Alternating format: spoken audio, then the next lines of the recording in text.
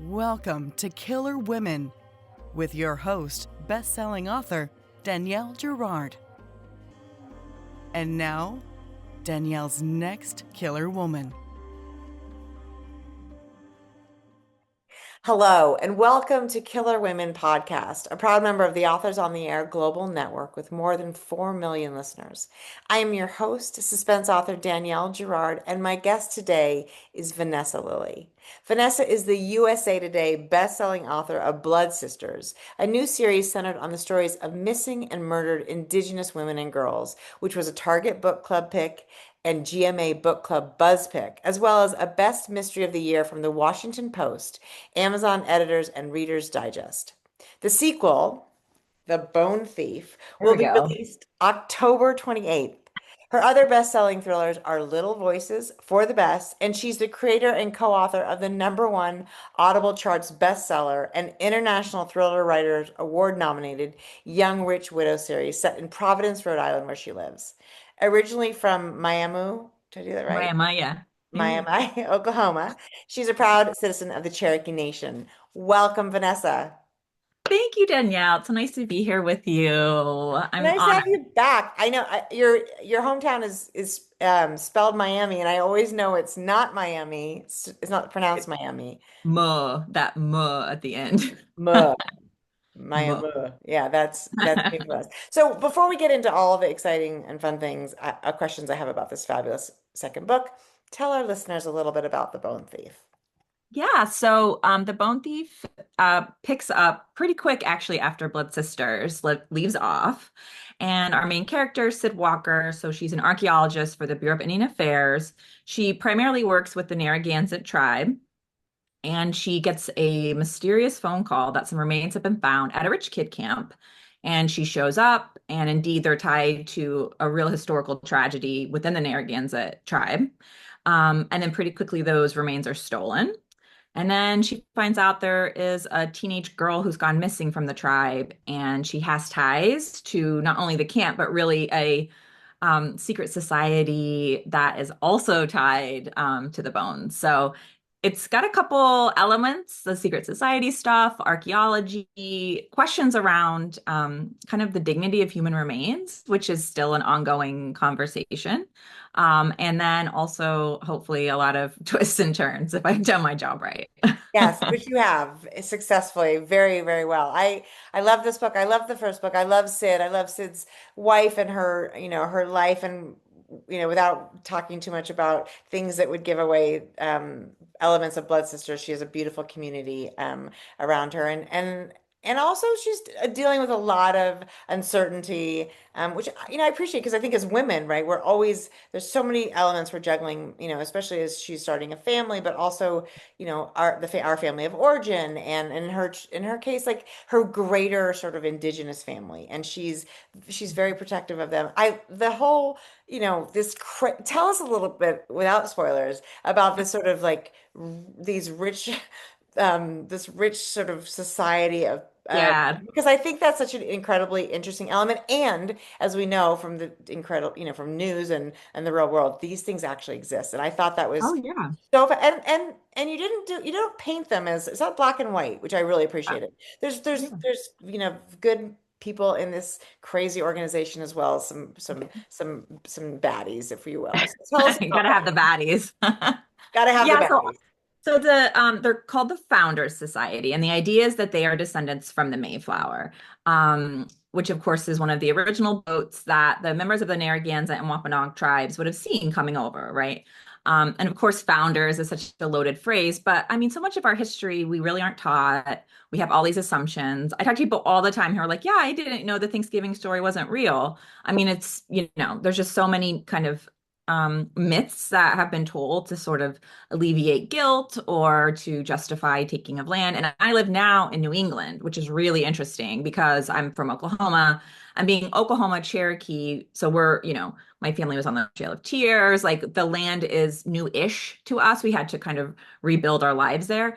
Not here. Here, the Narragansett tribe, and I'm in Rhode Island, so that's the main tribe here. I mean, they have been on the same land time immemorial, is sort of what they say, which is before recorded record, right? So the same places, the same dances, the language. the plants, the medicines, like they have been in communion with the land for thousands of years. And that was such a, I think when you move to a place or you live in a place, you want to be connected, hopefully, to the land and to the people and to the history. And so as I was learning about it, I was really interested, first of all, in the story of the Narragansett, and how they were able to be resilient in the heart of colonialism, which is no small thing. There's also a sort of like a little bit of a, I would say, a resistance to, sorry, my dog, to Yeah, talk no. about some of these issues. Yeah. And so I really liked digging into that. And so the Founder Society is really an exploration for me of, okay, so what does it mean to be in a place where colonialism created our country, right? This idea that they came over and they found our country and they really, and I kind of did a lot of research about how initially it was treaties and then the treaties were stolen. And then the remains that are found in the camp are tied to the Great Swamp Massacre, which was just an attack and a stripping away of all the rights of the Narragansett tribe by colonists. So it sort of evolved into stealing the land. Yeah. And so I was like, okay, but how do you, right? Because we're thriller writers. It's like, okay, well, the history is interesting and it's important, but like, how do I capture what colonialism is now? And I kept coming back to like country clubs. Yeah. And it's not a knock against country clubs, but it's like, to me, the essence of it is people in the same socioeconomic bracket who will have like the same doctors and the same bankers and the same dentists. And they sort of have dinner together every week and they play sports together and their kids go to the same schools. And to me, so much of colonialism is like a protection of resources. Yeah. And I thought, well, what if there's like a founder society? They're all sort of descended from that. And then the questions are, how do they protect themselves and continue the narratives that support their existence, really? And Bones came into it and remains because that's such a big conversation around Indigenous communities, because so many, especially universities, still have Indigenous remains and important objects and cultural artifacts within their, not even necessarily displayed, but in their on their shelves. Mm. And if it's private land, like they can just keep it. Like there's no, like there's a joke at the beginning when Sid is like talking to somebody who's at the camp and he's like, what are you going to call the archaeology police? Like what? There's no regulation, Yeah. right? I mean, Yeah. there is, but it's very light. I don't even know if there's a fine. And so I was like, kind of wanted to bring that into the founder society. And then, of course, in research, I mean, there's lots of secret societies. And being in New England, which is like the land of colleges, Yeah. and you look at like Yale, like there's like one story I read about the remains of Geronimo are in the possession of the Skull and Bones Club or whatever, and they have like rituals with the remains, and the family of Geronimo has sued to get those remains back, and they haven't. And then I talked to people privately about, and I heard some really terrible stories about remains that have been in schools and how they were used, even by like administration. So, it even though we have laws a little bit like NAGPRA and things like that, it's still an ongoing conversation. I mean, just while I was writing and researching, there were news articles popping up about remains being returned and people suing and having to do genetic testing to prove. So I Wow. try to kind of Yeah. create something that would capture that debate and also dig in a little bit into the structures that we are part of that sort of protect resources and protect privilege. Right. And I think the fun thing about the Founders Society or Founders Club is that in some of them real I mean there's a sense, and I think this is true of all of us for whatever perspective we have, right? There's a sense of like they're doing that, some of them believe they're doing good, right? Oh yeah. They're philanthropists, and yet like you said they have this room, they have like a whole like room, just shelves and shelves and shelves of bones, in addition to sort of other antiquities. And it's like, I think until we sort of like, and this is what I love about reading fiction, right? And reading a joke, but particularly fiction, is that it's really meant to sort of help us shift our perspective. Like, oh wait, of course that doesn't make sense. Of course Mhm. that would seem wrong if you were that was your, those are your ancestors, and so you're thinking your, great however many great grandmothers sitting on a shelf in a, I Yes. mean, but until we sort of are able to read about that, and the way that you present this in the book, which is how the best, authors do it, is we're reading a story, we're invested in the characters, we're turning the pages because we want to find out, like, oh my God, what happened to those bones, and where is that girl, and what is this other guy, like the people who work at the club who are, who are who are, especially those who are actually indigenous people, and you're like, how do you do this?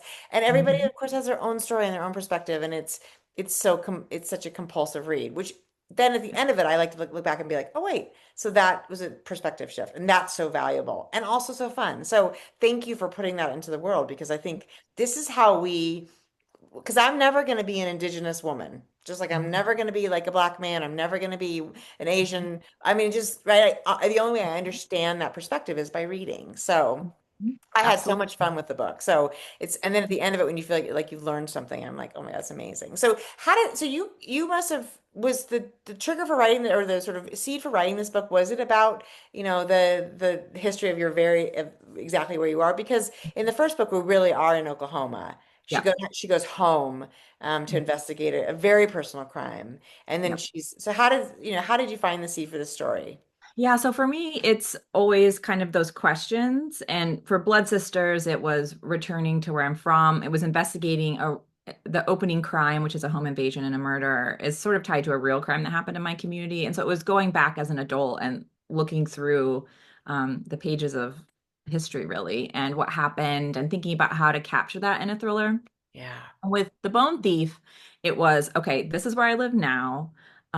What does it mean to live here? And, Sid is kind of like white presenting Cherokee like me. And so I could kind of be in her head and sharing New England, which was, again, kind of my experience of, wow, this is really interesting. Like, here's this tribe, and this tribe has had their land stolen, and people are living on that land very directly. It's a different feeling than what I'm used to in Oklahoma. So I wanted to explore it with, characters, and then also I hope to share a little bit about the Narragansett history because they are such a resilient tribe. And, I was really lucky when I first moved here. I started going to their August meeting, which is their powwow, which is open to the public. And it's the oldest continually recorded powwow in the country. 350, I was just there last month, 350 years they've been having it in the same place. More, I'm sure it's thousands of years, but recorded 350 years. And it's really powerful to kind of stand in that place and listen to the songs, and see the community celebrating that they are still there.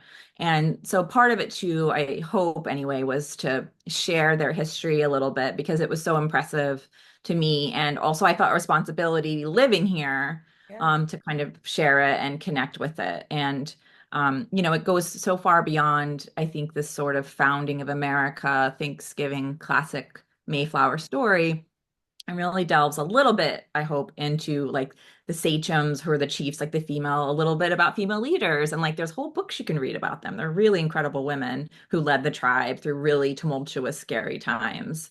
Yeah. Or, some of the language around archaeology was so interesting.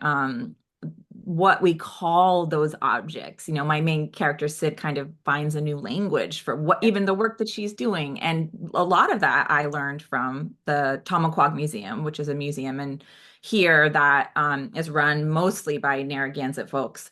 And really talks about objects and belongings is the word that they use, um, as a way of sharing history, but in a respectful way because they're leading that effort, which is a total sea change in archaeology. I mean, just think about how many times you've been in a museum and there's like bones Yeah. and important objects. I mean, mummies.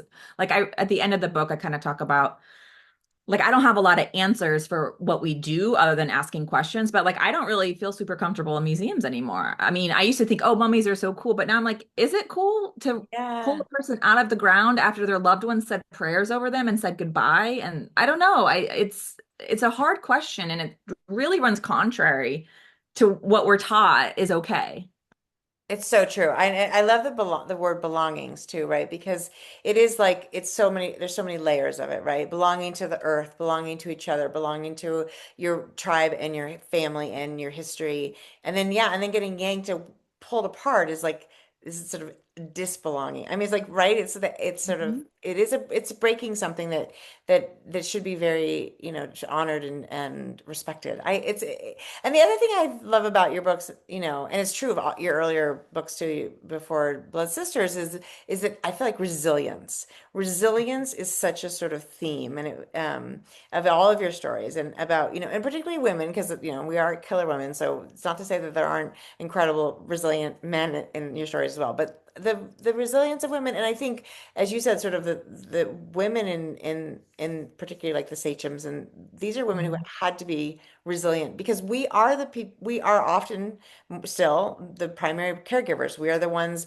we are the family hub, the core of the family, and therefore of the tribe. Even if we're surrounded by male leaders too, we're the ones who sort of hold the family together. And Sid does that too. I mean, she's trying in this book, when I'm not gonna, if you haven't read Blood Sisters, not that they absolutely stand alone, but I think it's fun to read Yeah. them in order. But she's holding together a broader family than just sort of, you Mhm.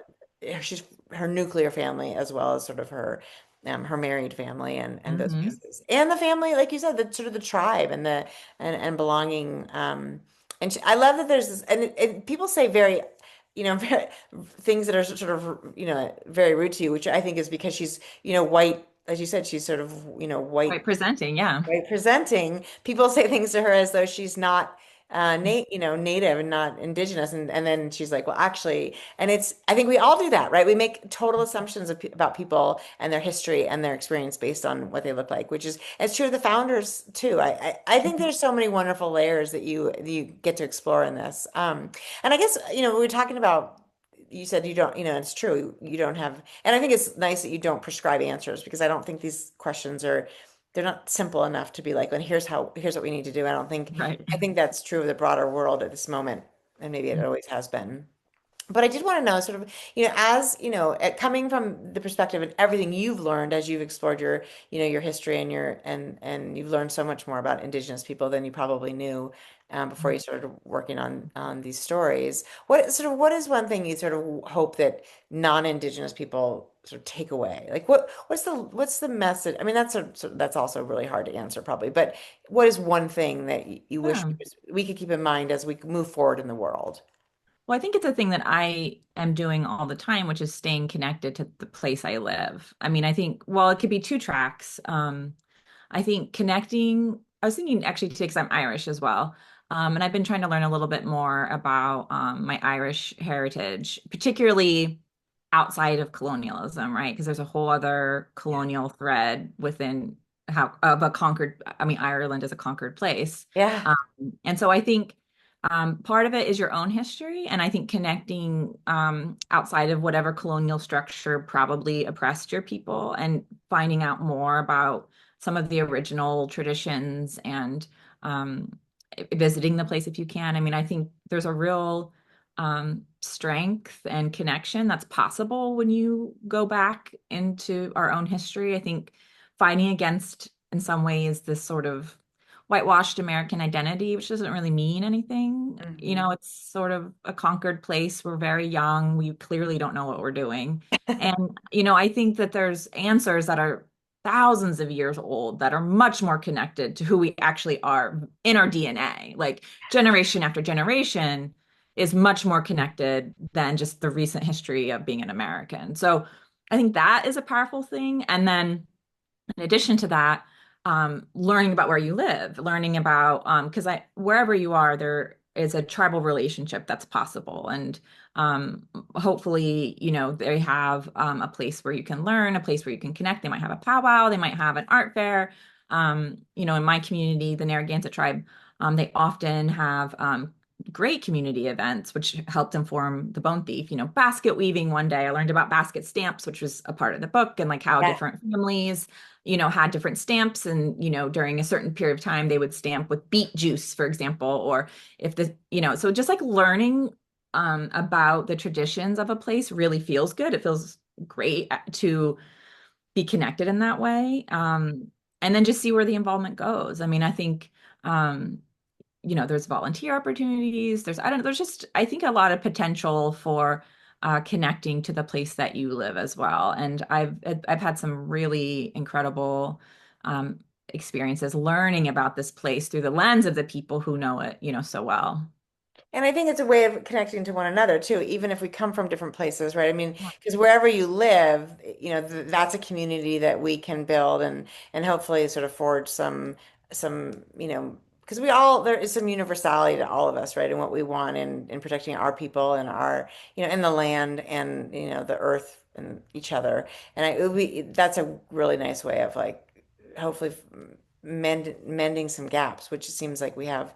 Um, so many gaps. So we have nothing but gaps at the moment. Yeah.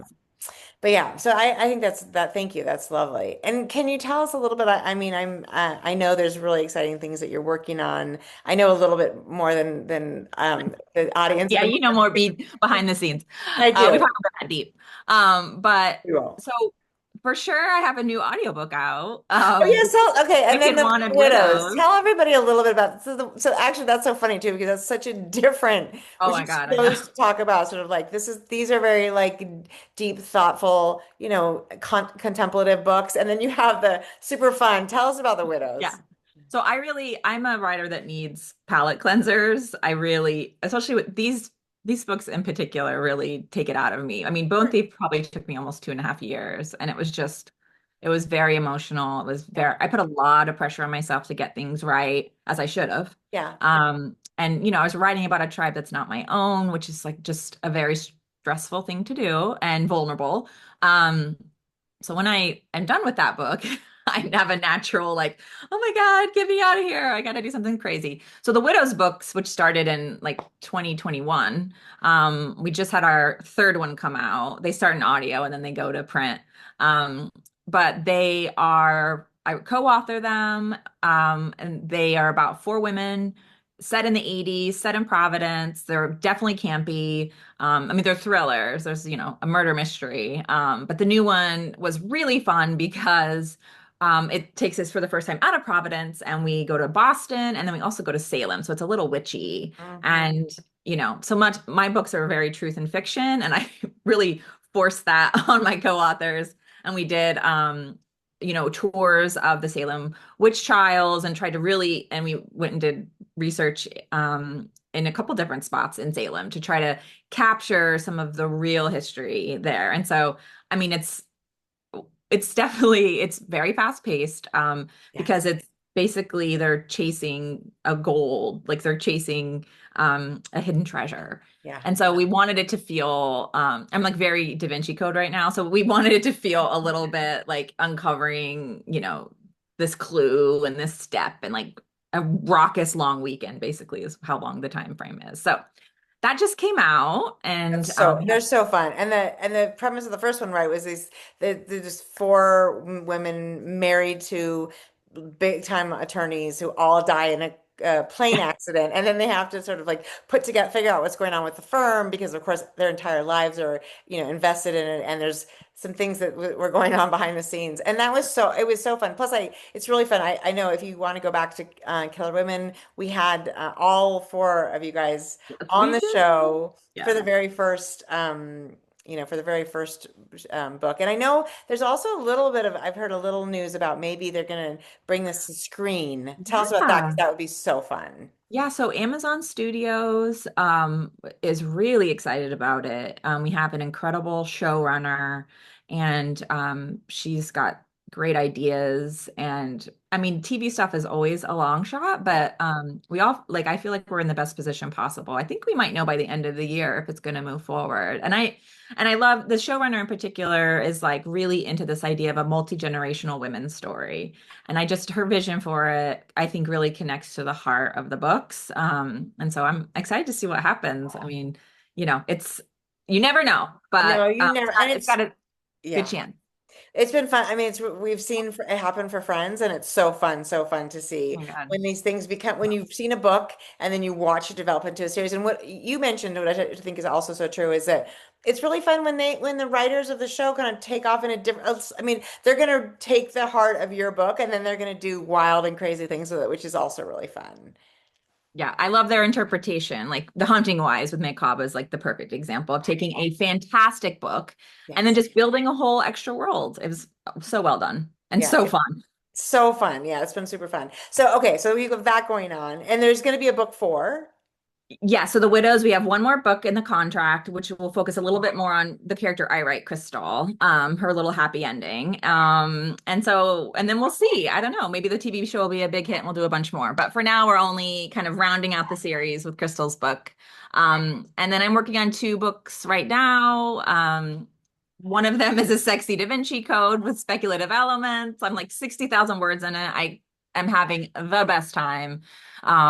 It's an archaeologist again, and her I mom love goes that. missing, and she's kind of hopping all over the world to try to track her down. And there's like the Gnostic Gospels, which are the books that were left out, and there's archangels and biblical characters. I I don't know. love that. And It's plus, wild. I just, what is something so magical when you love the book that you are working on? Because that is really like, this is a really hard job. It's the hard, it's sort of the hard, I mean, I'm sure there are harder jobs, but it seems really hard. But when you love what you're doing, it's kind of magical. And then you have another book. Yeah, so the other one that I'm tinkering with is I'm calling it right now the Cherokee House, and it is about an underground poker player who's on the run from the Kansas City mob, and which I love poker, so it's been really fun to think about a poker player.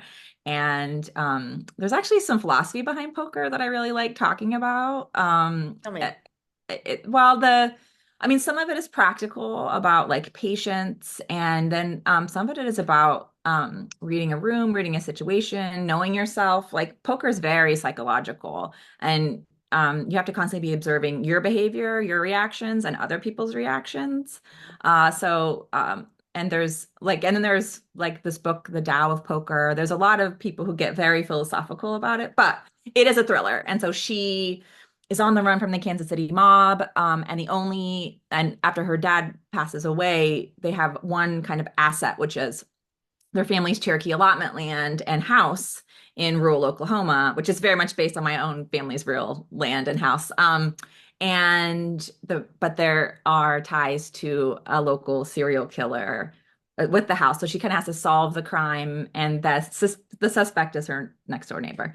And I have that is read also part of that book and it is super exciting. It's yeah, really fun. that was so nice of you Oh, to it's so read. fun. Are you kidding? I'm like, bring it. You're like, wait, serial killer, mob, poker player? Yeah, give it to me right now. That's so fun. So, Thank you. Yeah, so we'll see. I'm kind of just having fun, and I'm really excited for book tour too for the Bone Thief. I'm gonna be hopping around and getting to meet readers, and I'm excited to, I don't know, there's such an energy to a book tour. I mean, it's draining, but every time I'm sort of shocked when people show up, you mhm, know? It's right, like, right. wow, you just want to talk about this thing that was in my brain.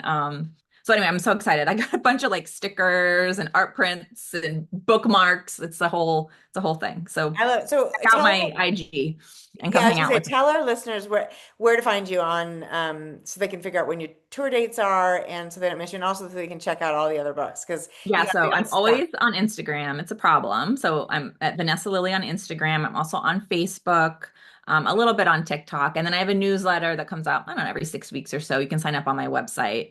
But I love connecting with people. And And your like I said, website is Vanessa Lilly. Lillie.com. Yes. And Lillie, for those of you who are listening and not watching us, is Lillie. Yes. Vanessa spelled that way. And if you are watching us, then you can see that Vanessa and I actually coordinated our outfits today to match her gorgeous book, The Bone Thief.